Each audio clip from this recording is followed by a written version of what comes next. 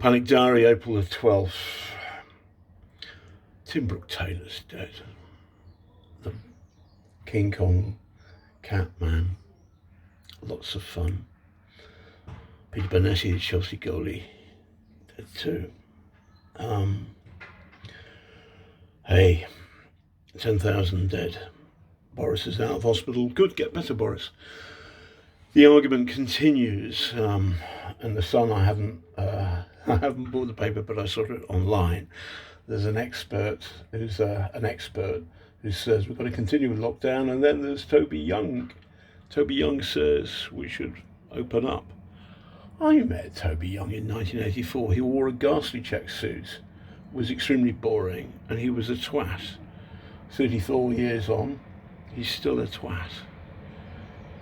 So the bad news is the British government has looked at antibody tests. They bought 3 million of them, and they're sending them back and hoping not to pay the bill for them because the tests aren't good enough. That raises an enormous question. How many people out there have already had the virus and don't know? There was a test in Iceland, a study in Iceland, which said actually half the population of Iceland had the virus, so that was okay. They'd lived through it without any symptoms.